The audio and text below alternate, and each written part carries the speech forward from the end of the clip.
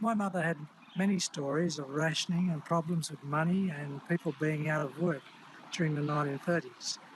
There's a talk of recession now, but are we actually in the grip of another world depression? All right, Nikki Hartley, this one really is for you. The technical definition of depression is a bit murkier than the technical definition of a recession. Well, it goes to length and depth of the downturn. So a recession, we normally say, technical recession, you've had 2 quarters, and we usually say maybe it could last up to a year and a half, for example. Something more like 2 to 3 years is more like a depression, and you're seeing a much deeper downturn. I mean, some people will say it's at least 10% drop in GDP. Now, it depends whose forecasts you believe. Certainly our latest forecasts don't look that great, but not quite at depression levels. And I think everything on this, I mean, one of my colleagues described this as, trying to catch a falling knife. It's never been more important for us economists to be forecasting, and never more challenging for us to do so, because everything is changing every day, as we've all said. We don't know what this is going to look like in 3 months, in 6 months. How long will these measures take place? If we get to the end of 3 months and there's suddenly a miracle antiviral, and in 9 months there's a vaccine, in the rosy world of what could be the best case scenario, by Christmas we could be looking back at this, and people will still be getting back on their feet. Absolutely, lives will have been deeply impacted, but this could be something that we get through quite quickly. On the other hand, it keeps spreading through the world. We take longer to do the vaccine. Anything is possible, and the absolute worst case scenario that everyone is looking at could well be a depression.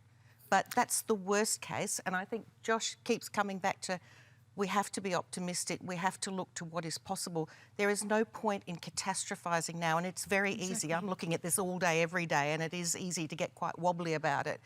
You've got to try and think, all right, what's the best case scenario that we still know can happen out of this, and prepare for what might be worse, but still hope for what could be the best situation. And this is why, Hamish, can I jump in here? I think this is why the social distancing and the kind of enforcement of that is so important, and the kind of key message that we've all got a responsibility to make sure that we actually listen to the medical advice that's being given, because the quicker we do that and the quicker we slow the rate of growth, the quicker we'll be able to sort of paint a picture of what returning to some kind of normal environment looks like. I think terms like recession and depression, I think Nikki's done a terrific job of explaining those, but we've got to remember this is actually about a person's life and their job and how they're feeling today, which is terrified. But we've got a responsibility to say, well, we did start from a stronger base. We will get to the end of this, and we will be able to come back from this, and hopefully if we keep our economy intact, with a stronger economy.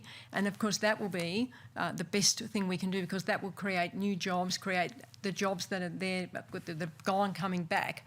But I really feel this is a kind of important kind of point, that we've got to obey the health directions that we are being given.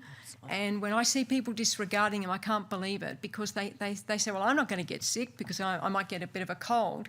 But the reality is they might give it to someone who's going to get very sick or die. And the reality is they might give it to one of their co-workers and force a further shutdown of the economy. And so my plea tonight is that we all take some responsibility and obey those instructions that we're being given.